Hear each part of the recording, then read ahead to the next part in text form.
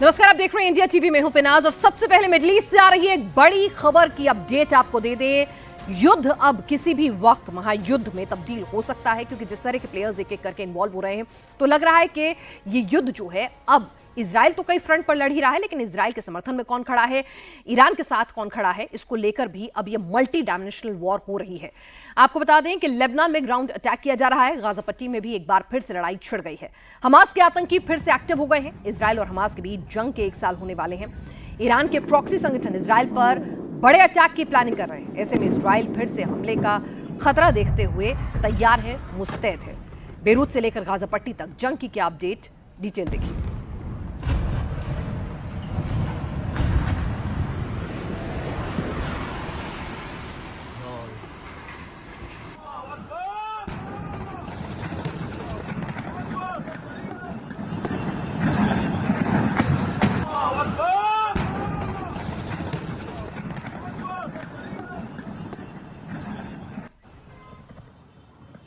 Zo.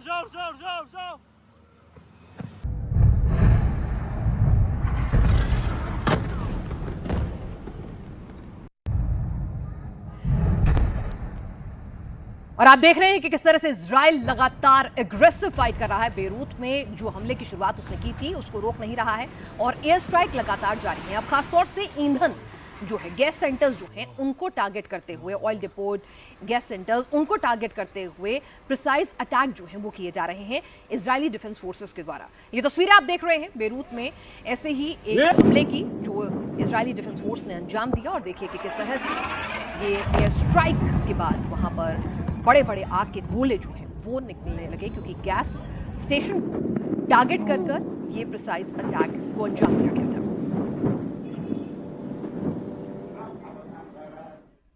Lebanon में Israel की air strike लगातार जारी है। राजधानी बेरूत का हाल रोज लगातार जैसे जैसे दिन बीत रहे हैं गाजा जैसा होता जा रहा है। बड़ी बड़ी इमारतें मलबे के ढेर में तब्दील हो रही हैं। इजराइल चुन चुन कर हिजबुल्लाह से जुड़ी साइट्स पर बम बरसा रहा है। अब तक हिजबुल्लाह को बड़ा नुकसान कहां कहां और कितना पहुंचा है, देखिए इस रिपोर्ट में।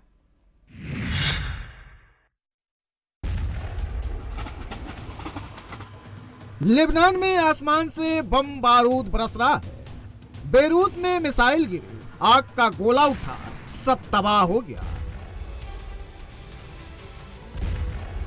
हिजबुल्लाह का हथियार डिपो देखते देखते बर्बाद हो गया। हिजबुल्लाह का एक एक ठिकाना इजराइल के टारगेट पर है। बेरूत में इजराइल ने जबरदस्त बमबारी की है। हिजबुल्लाह की कई इमारतों को मलबे के ढेर में बदल दिया। इजराइल के निशाने पर हिजबुल्लाह के ठिकाने हैं। इजरायली सेना ने लेबनान से हिजबुल्लाह को मिटाने की सौगंध खा ली है। एक एक करके हिजबुल्लाह की ताकत को मिटाने में जुटी हुई है। बेरूत में आतंकी संगठन के बड़े आर्म डिपो पर स्ट्राइक की गई। मिसाइल हमला इतना प्रचंड था कि आसमान से कई सौ फीट आग का गुबार उठता दिखाई दिया। पूरी इमारत मलबे में बदल गई। स्ट्राइक के बाद भी इमारत में ब्लास्ट की आवाजें सुनाई पड़ती रही। इजरायली सेना को इस ठिकाने की खुफिया जानकारी मिली थी, जिसके तुरंत बाद इजराइल ने एक्शन लिया है। बताया जा रहा है कि हथियार डिपो रिहायशी इलाके के बीचों बीच मौजूद था। हिजबुल्लाह ने अपने ज्यादातर आर्म्स रिहायशी इलाकों में ही छिपा रखे हैं। इस वजह से आम लोगों की जान पर भी खतरा बना हुआ है।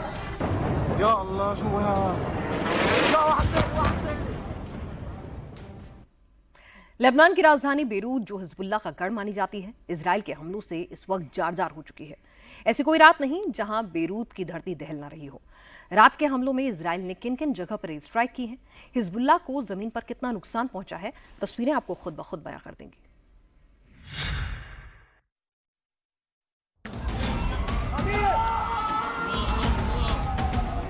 बेरूत में हर रात हिजबुल्लाह पर भारी पड़ रही।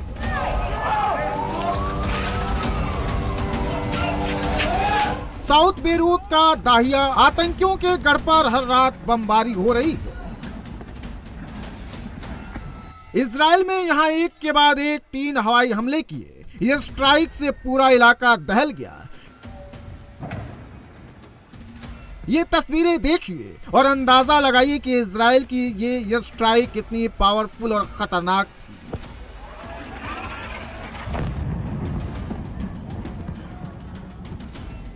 लेबनान में इजराइल हिजबुल्लाह को लगातार बड़ी चोट पहुंचा रहा है।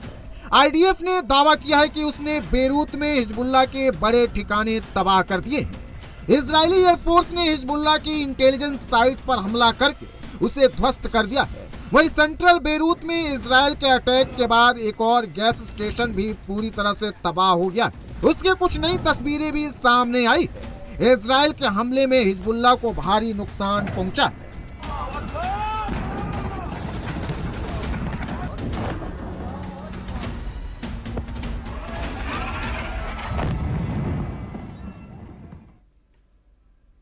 बेरूत में एक बार फिर से लड़ाई जो है एग्रेसिव हो गई है। बड़े बड़े ब्लास्ट को अंजाम दिया जा रहा है। नसरल्लाह के मारे जाने में जितना बारूद लगा था, इस बार उससे कहीं ज्यादा बारूद का इस्तेमाल बेरूत में हुआ है और उससे कहीं ज्यादा नुकसान हुआ। एक पूरी की पूरी कॉलोनी ध्वस्त हो गई। हमले में कई हिजबुल्लाह लड़ाकों के मारे जाने की खबरें आ रही हैं। वहीं वहां से शोर मचाया जा रहा है कि सिविलियंस जो हैं वो टारगेट किए जा रहे हैं आईडीएफ के द्वारा।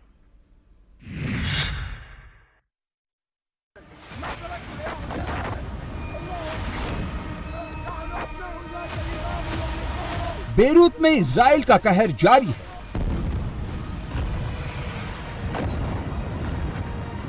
धमाके की गूंज बता रही है हमला कितना घातक होगा। बेरूत में अब तक का सबसे बड़ा हमला है। भयंकर तबाही मची है।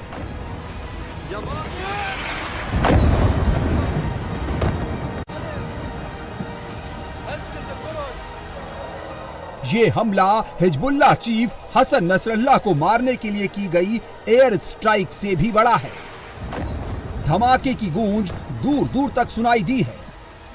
इजरायली हमले में भारी नुकसान हुआ है। हमला इतना भयानक था कि आसपास की कई बिल्डिंग जमींदोज हो गई। इजराइल के हमले में कितने लोग मारे गए हैं, अभी इसका आंकड़ा सामने नहीं आया है, लेकिन जिस पैमाने का ये अटैक था उसे देखकर अंदाजा लगाया जा सकता है कि आईडीएफ के इस हवाई हमले में जान माल का बहुत नुकसान हुआ है।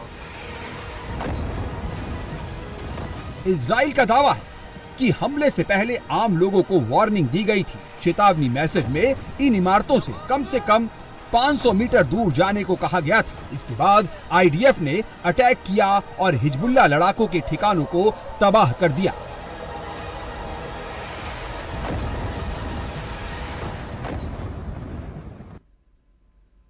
लेबनान में इजराइल के लगातार एयर स्ट्राइक के बाद बेरूत की पूरी तस्वीर बदल गई है। पूरा का पूरा शहर खंडर में तब्दील हो गया है। बीती रात इजराइल के हमले में एक साथ 30 से ज्यादा इमारतें तबाह हुई। बेरूत के ताजा हालात इस रिपोर्ट में देखिए।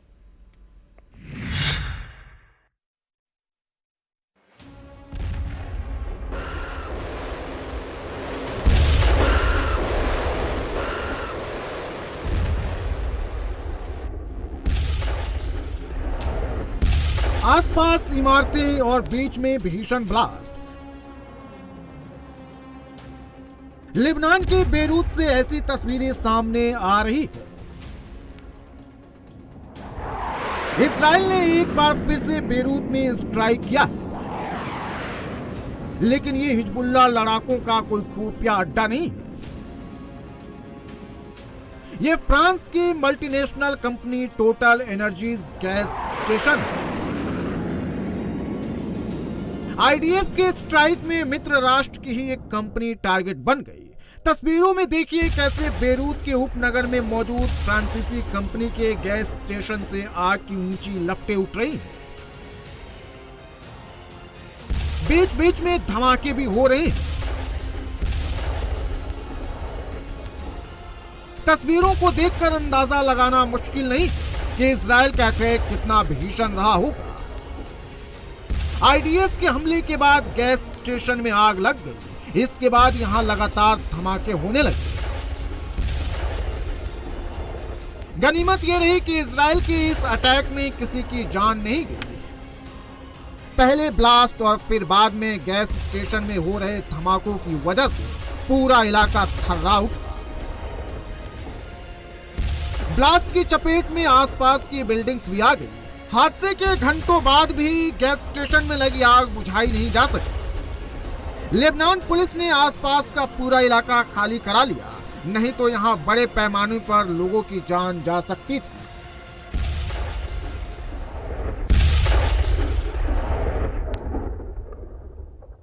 लेबनान में इजराइल के ग्राउंड ऑपरेशन पर फ्रांस ने सवाल उठा दिए, जिसके बाद इजराइल के पीएम नेतन्याहू भड़क गए हैं और फ्रांस के राष्ट्रपति मैक्रों को जमकर खरी खोटी सुना रहे हैं, जिसके बाद प्रेसिडेंट मैक्रों ने फिर से सुर बदले।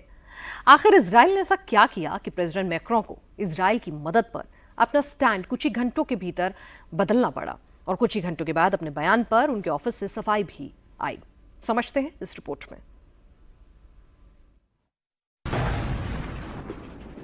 लेबनान में इजरायली हमले और ग्राउंड ऑपरेशन को लेकर फ्रांस और इजराइल आमने सामने आ गए हैं।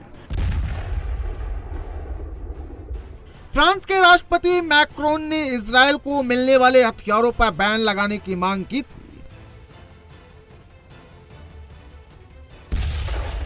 मैक्रोन ने गाजा पट्टी में इजरायली फोर्स की ग्राउंड एक्शन पर भी सवाल उठाए थे। मैक्रोन ने कहा था कि फिलिस्तीन और इजराइल के बीच का विवाद जंग की जगह राजनीतिक समाधान के जरिए सुलझाना चाहिए। लेकिन मैक्रों के बयान पर इजराइल के प्रधानमंत्री बेंजामिन नेतन्याहू भड़क गए। नेतन्याहू ने कहा कि अगर हमास और हिजबुल्लाह के खिलाफ जारी जंग में अगर फ्रांस इजराइल का साथ नहीं भी दे तब भी वो ये जंग जीत सकते हैं। नेतन्याहू ने एक वीडियो जारी किया और कहा कि इजराइल आतंक फैलाने वाले हिजबुल्लाह जैसी ताकतों से लड़ रहा है, लेकिन फ्रांस ने इजराइल को मिलने वाले हथियार पर बैन लगाने की जो बात कही वो अपमानजनक थी।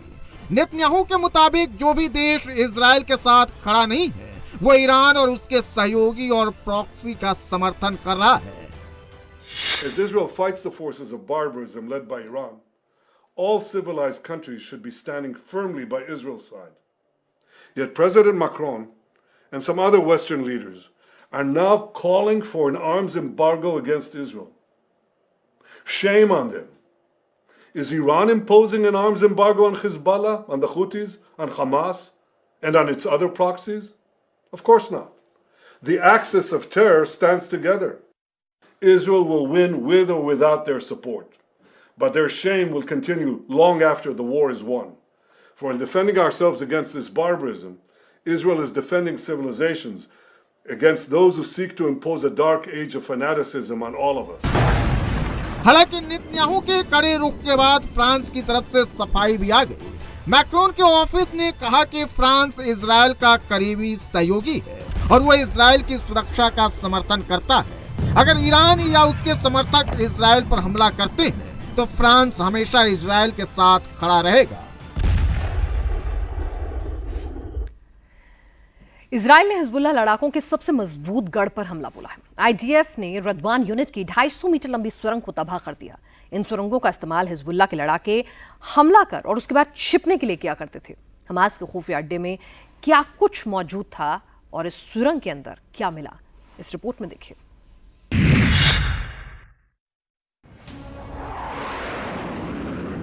एक तरफ जहां बेरूत में घुसकर इजराइल की एयरफोर्स हिजबुल्लाह पर कहर बरसा रही है, तो दूसरी तरफ इजराइली आर्मी भी बड़े पैमाने पर उसे नुकसान पहुंचा रही है। साउथ लेबनान में इजरायली सेना ने हिजबुल्लाह के रदवान यूनिट की सुरंग को तबाह कर दिया है। ये सुरंग 250 मीटर लंबी बताई जा रही है। सुरंग के अंदर कॉम्बैट बैग्स और हथियार रखे हुए नजर आ रहे हैं और इसे देखकर अंदाजा लगाया जा सकता है कि सुरंग के जरिए हमला किए जाने की ही तैयारी थी। इसके अलावा kitchen, living room, bedroom, telephone सब कुछ सुरंग में मिला है। साथ ही इसमें रोशनी का इंतजाम भी था।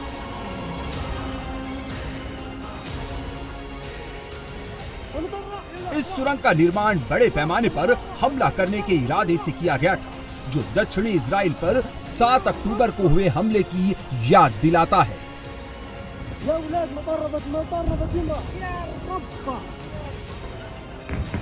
आईडीएफ ने यह भी दावा किया है कि ये सुरंग 7 अक्टूबर जैसे हमले को दोबारा अंजाम देने के लिए बनाई गई थी।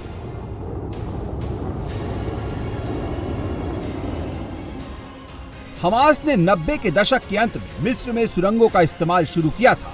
वहीं हिजबुल्लाह ने इस रणनीति को 2006 में इजराइल के साथ युद्ध के बाद अपनाया। हिजबुल्लाह की सुरंगों में बिजली और वेंटिलेशन है, सोने के लिए क्वार्टर, गद्दे, फ्रिज और किचन भी है। सभी जरूरी उपकरणों के साथ सैन्य अड्डे भी हैं। ऐसे सुरंग लंबे समय तक अंडरग्राउंड रहने में सक्षम होने के लिए तैयार किए गए हैं।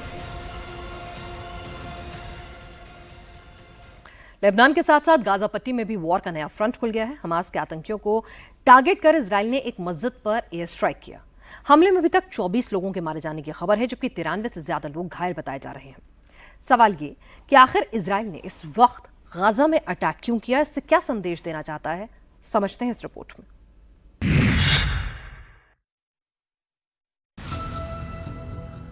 इजराइल की आर्मी एक साथ कई मोर्चों पर जंग लड़ रही है।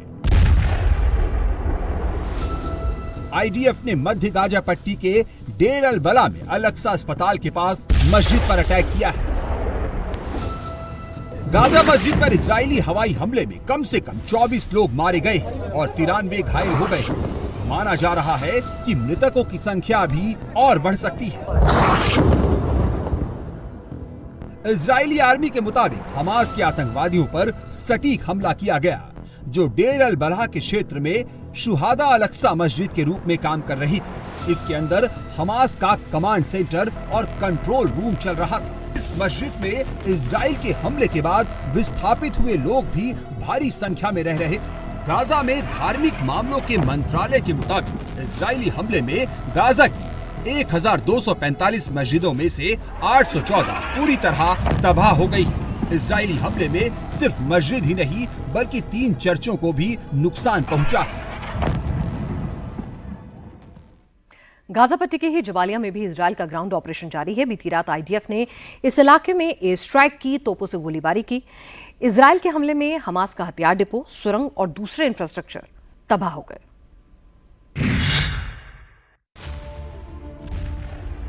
लेबनान के साथ साथ फिलिस्तीन में भी इजराइल का ऑपरेशन जारी है। आईडीएफ ने नॉर्थ गाजा में एक बार फिर से ग्राउंड ऑपरेशन शुरू किया है। इजरायली सेना ने जबालिया इलाके को घेर लिया है। आईडीएफ को इनपुट मिला था कि हमास के आतंकी एक बार फिर इजराइल पर हमले की प्लानिंग कर रहे हैं। जबालिया इलाके में रात भर ब्लास्ट होता रहा। आईडीएफ ने आतंकी ठिकानों पर एयर स्ट्राइक के साथ आर्टिलरी से गोले दागे।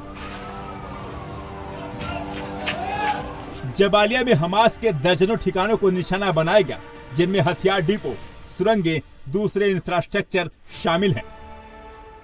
आईडीएफ ने कहा है कि ये अटैक तब तक जारी रहेंगे जब तक हमास पूरी तरह खत्म नहीं हो जाता। 1 साल पहले जंग शुरू होने के बाद से जबालिया में आईडीएफ का यह चौथा हमला है।